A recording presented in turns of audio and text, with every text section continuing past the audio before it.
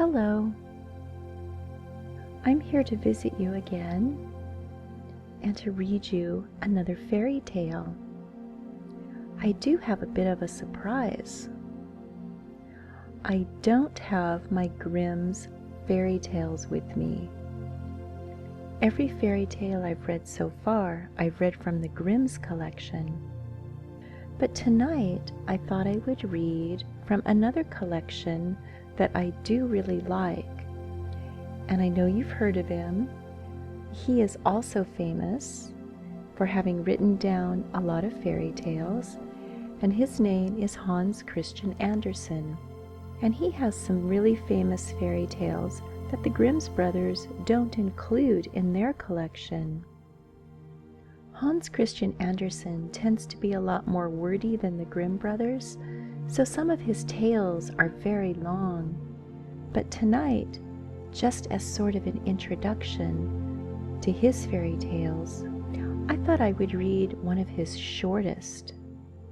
He calls it The Real Princess, but it's more well known as The Princess and the Pea.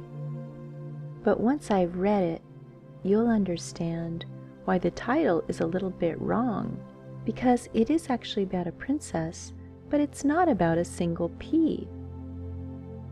So please, as always, get yourself really comfortable. Maybe close your eyes. Let go all the worries and the frustrations of the day. And just sit back and enjoy this short little fairy tale.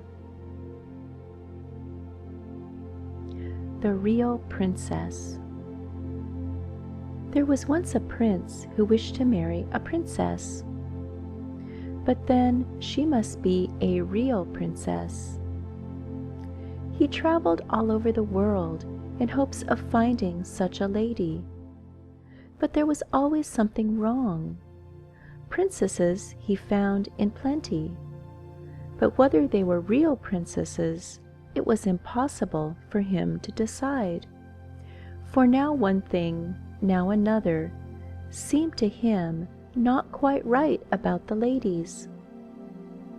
At last he returned to his palace quite cast down, because he wished so much to have a real princess for his wife. One evening a fearful tempest arose. It thundered and lightened, and the rain poured down from the sky in torrents. Besides, it was as dark as pitch.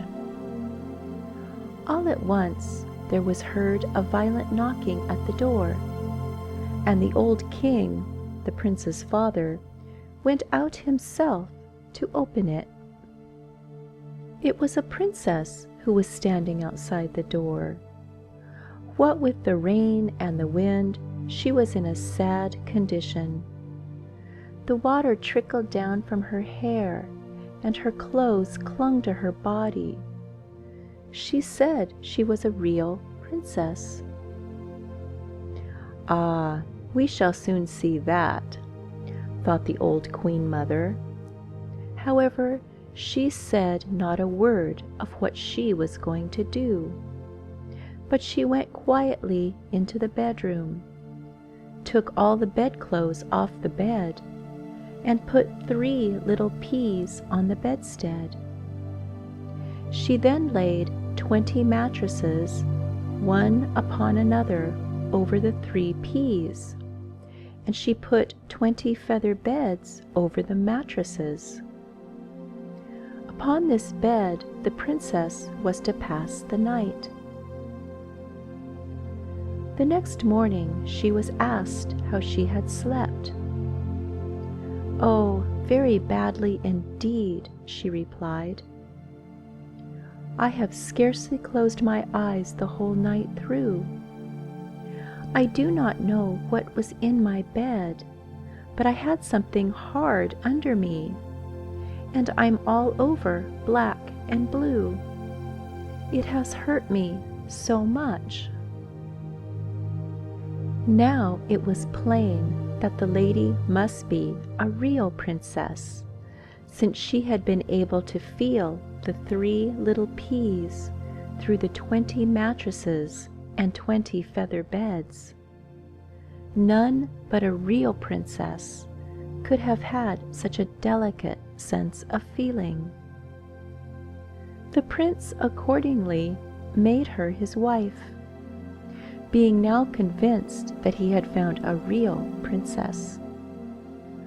The 3 little peas were, however, put into the cabinet of curiosities, where they are still to be seen, provided they are not lost.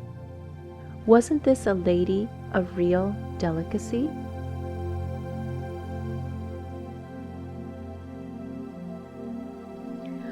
I told you it was a short little fairy tale, and I know it's one that you have probably heard over and over.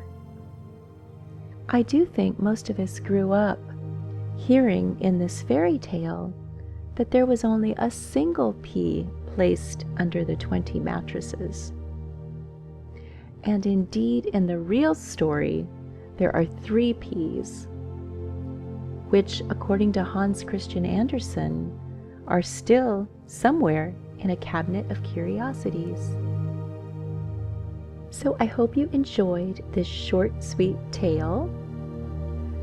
And don't worry, I'll be back with some much longer tales.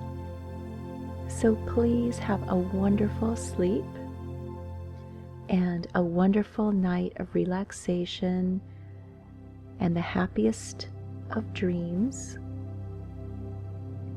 And I will return very soon with Hans Christian Andersen under my arm, because there are so many more fairy tales from his book that I'd like to read to you. I will see you very soon. Good night.